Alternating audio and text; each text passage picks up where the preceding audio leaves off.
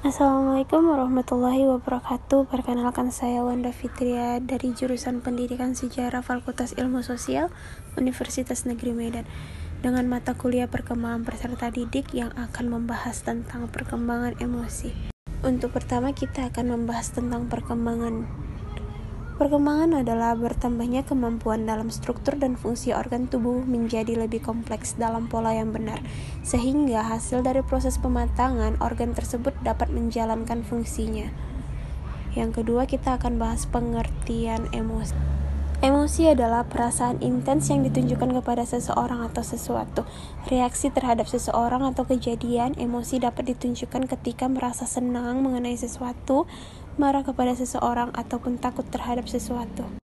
Baiklah, di sini kita akan masuk tentang pengertian perkembangan emosi.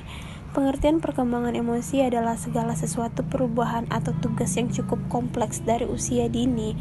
Ia dilahirkan hingga bertumbuh hingga menjelang ajal alias seumur hidup.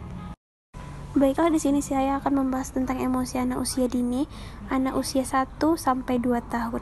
Meski usia si kecil masih terbilang dini, perkembangan emosional dan sosial anak sudah terlihat semakin baik dan kemampuannya semakin bertambah. Yang kedua, usia 2 sampai 3 tahun. Di usia ini, perkembangan emosional dan sosial anak usia dini cukup dinamis dan belum stabil karena teruntung masih terjadi kebiasaan si kecil. Grafik perkembangan anak Denver 2 ini menunjukkan perkembangan emosional dan sosial anak usia 2 tahun, misal mau dibantu oleh orang lain saat melakukan sesuatu dan senang saat digendong. Yang ketiga, usia 3-4 tahun. Bagaimana perkembangan emosi dan sosial anak ini?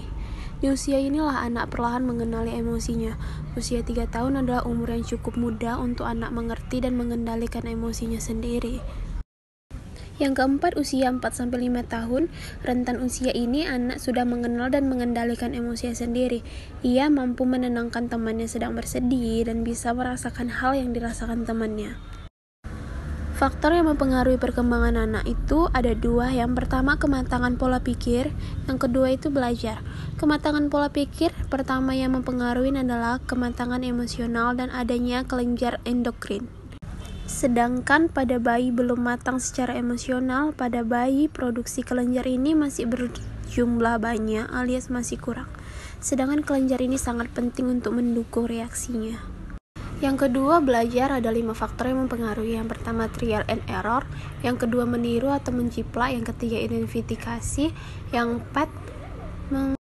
keempat, mengkondisikan. Yang kelima, latihan. Sekian pembahasan dari saya. Terima kasih. Assalamualaikum warahmatullahi wabarakatuh.